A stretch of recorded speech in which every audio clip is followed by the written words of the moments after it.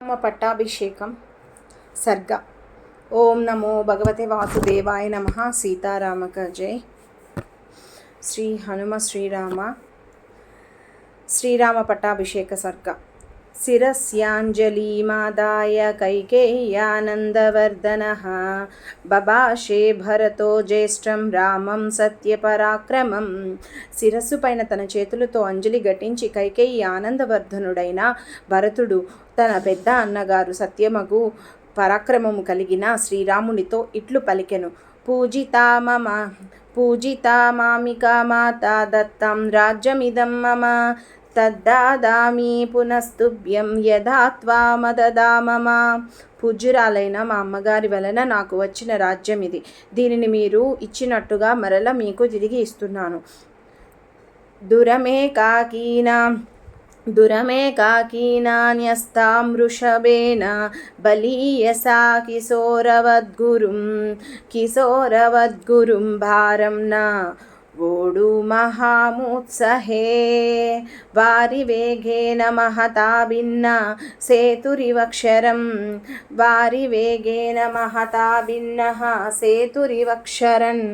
దుర్బంధనమిదం మన్యే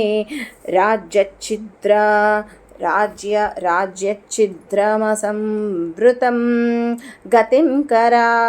గతిం కరా ఇవ స్వస్య హంసస్యైవ చ వాయసః నాన్వేతుముత్సుహే రామత్తవ మార్గమరిందమా. యదాచారోపీతో వృక్షో జాతశ్చాంతర్నివేశనే మహాంశ్చాసు దూరారోహో మహాస్కందః ప్రసాకవాన్. శీర్యేత పుష్పితో భూత్వా న ఫలాని ప్రదర్శయన్ తస్యానానుభవేదర్థం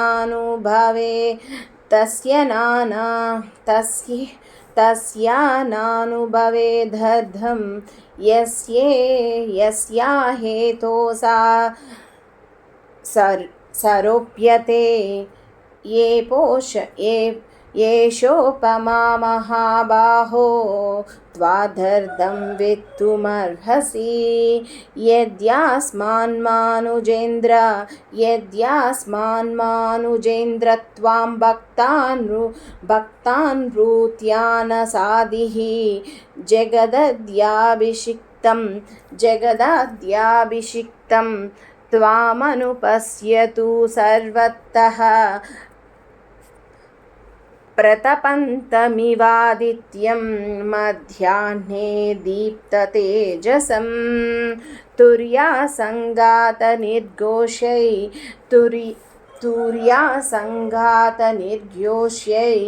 కాంచీనుపూరనిస్వంత్యై మధురైర్గీతశబ్దైశ్చ ప్రీతిబుద్ధ్యస్వరాఘవం. యావదావర్తతే చక్రం యావతీ చావసుందర తావత్వమిహ సర్వస్య స్వామిత్వమనువర్తయ. భరతస్య వచః శ్రుత్వా రామ పరపురంజయః తదేతి ప్రతిజాగ్రహ నిశసాదాసనే శుభే. తతః శత్రుఘ్నా వచనాన్ని పునః స్మృశువర్ధకః సుఖహస్తా సుశీఘ్రాశ్చ రాఘవం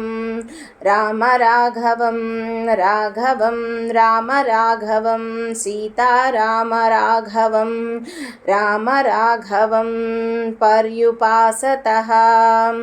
పూర్వం తు భరతే స్నాతే లక్ష్మణే చ మహాబలే సుగ్రీవే వానరేంద్రే చ రాక్షసేంద్రే విభీషణే. విశోదితజటాః स्नातश्चित्रमाल्यान्नूलेपनः महार्वावसनो रामस्तस्थौ तत्र श्रिया ज्वलन् महार्वावससो रामस्तस्थौ तत्र श्रिया ज्वलन् प्रतिकर्म च रामस्य कारयामास वीर्यवान् लक्ष्मणस्य च लक्ष्मीवानिक्ष्वाकुकुलवर्धनः प्रतिकर्म च सीतायाः सर्वदशरथश्रियः आत्मानैव तदा चक्रुर्म नस्विन्यो मनोहरं ततो वानरपत्नीनां सर्वासामेव शोभनं चकार यत्नात् कौसल्या प्रहृष्टा पुत्रवत्सला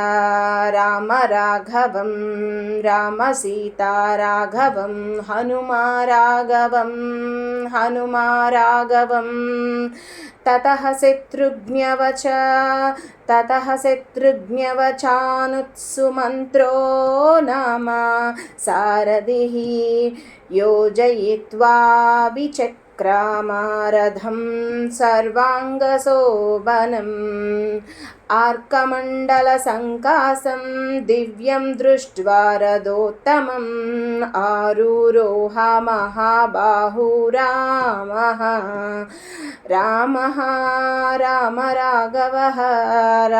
राघवः सत्यपराक्रमः सुग्रीवो हनुमांश्चैव महेन्द्रसदृशद्युतिः स्नातौ दिव्यनिभैर्वा स्रैर्जग्मुतुः शुभकुण्डलौ वराभरणसम्पन्नायायुत्सा शुभकुण्डलाः सुग्रीवपत्न्या सीता च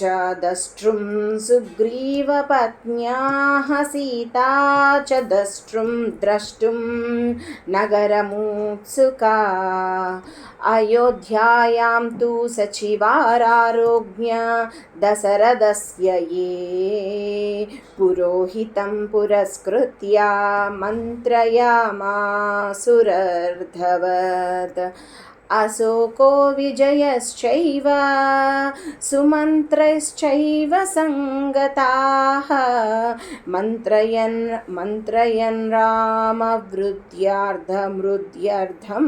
नगरस्य च सर्वमेवाभिषेकार्थं जयार्हस्य महात्मनः पट्टाभिषेकं सर्ग ओम नमो भगवते वासुदेवाय नमः। सीताराम का जय। श्री हनुम श्रीराम पट्टाभिषेक सर्ग। शिरस्यांजलिमादाय कैकेय्यानन्दवर्धनः बभाषे भरतो ज्येष्ठं రామం సత్యపరాక్రమం। శిరస్సు పైన తన చేతులతో అంజలి ఘటించి కైకేయి ఆనందవర్ధనుడైన భరతుడు తన పెద్ద అన్నగారు సత్యమగు పరాక్రమము కలిగిన శ్రీరామునితో ఇట్లు పలికెను. పూజితా మామికా మాతా దత్తం రాజ్యమిదం మమ తద్దాదామి పునస్తుభ్యం యథా త్వామదదా మమ. పూజ్యురాలైన మా అమ్మగారి వలన నాకు వచ్చిన రాజ్యం ఇది. దీనిని మీరు ఇచ్చినట్టుగా మరల మీకు తిరిగి ఇస్తున్నాను. దురమేకాకీనాన్యస్తాం వృషభేన బలీయసా కిశోరవద్గురుం భారం న వోడు మహాముత్సహే వారివేగేన మహతా భిన్న సేతురివక్షరన్ దుర్బంధనమిదం మన్యే राज्यच्छिद्रमसंवृतं गतिं करायिव स्वस्य हंसस्यैव च वायसः नान्वेतुमुत्सुहे रामत्तव मार्गमरिन्दमा यदाचारोपितो वृक्षो जातश्चान्तर्निवेशने महांश्चासु दूरारोहो महास्कन्दः प्रसाकवान् सीर्येत पुष्पितो भूत्वा न फलानि प्रदर्शयन् तस्यानानुभवेदर्थं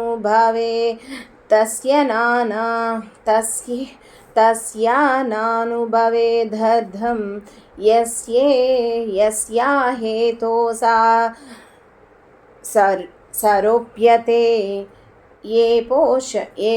येषोपमा महाबाहो त्वादर्थं वेत्तुमर्हसि यद्यास्मान्मानुजेन्द्र त्वां भक्तान् रूत्यानसादिः जगदद्याभिषिक्तं त्वामनुपश्यतु सर्वतः प्रतपन्तमिवादित्यं मध्याह्ने दीप्ततेजसं तुर्यासङ्गातनिर्घोष्यै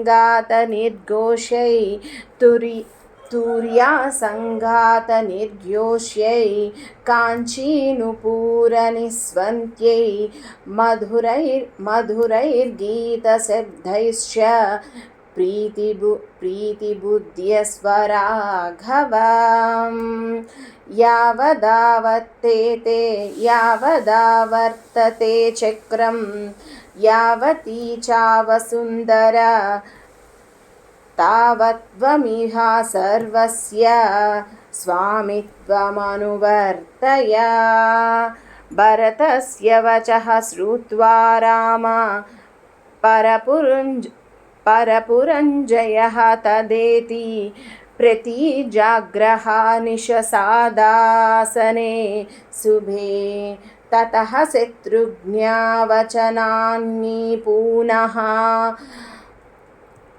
स्मृशुवर्धकः सुखहस्ता सुशीघ्राश्च राघवं राघवं सीतारामराघवं रामराघवं पर्युपासतः पूर्वं तु भरते स्नाते लक्ष्मणे च महाबले सुग्रीवे वानरेन्द्रे च राक्षसेन्द्रे विभीषणे विशोदितजटाः स्नातश्चित्रमाल्यानुलेपनः महार्वावसनो रामस्तस्थौ तत्र श्रिया ज्वलन् महार्वावससो रामस्तस्थौ तत्र श्रिया ज्वलन् प्रतिकर्म च रामस्य कारयामास वीर्यवान् लक्ष्मणस्य च लक्ष्मीवानिक्ष्वाकुकुलवर्धनः प्रतिकर्म च सीतायाः सर्वदशरथश्रियः आत्मानैव तदा चक्रुर्म नस्विन्यो मनोहरं ततो वानरपत्नीनां सर्वासामेव शोभनं चकार यत्नात्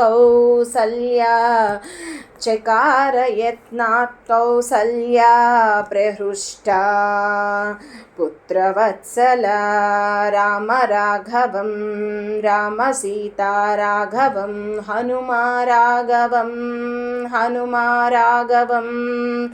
ततः शत्रुघ्नवचानुत्सुमन्त्रो नाम सारथिः योजयित्वा विचक्रामरथं सर्वाङ्गशोभनम् आर्कमण्डलसङ्कासं दिव्यं दृष्ट्वा रथोत्तमम् आरुरोह महाबाहु रामः राम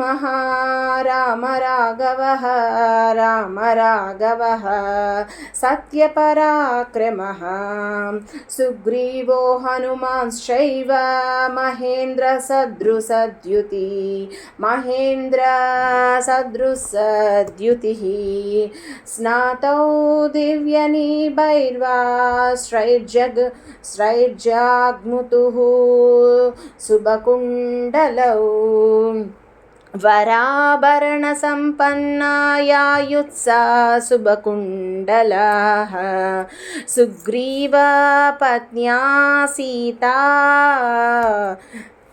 च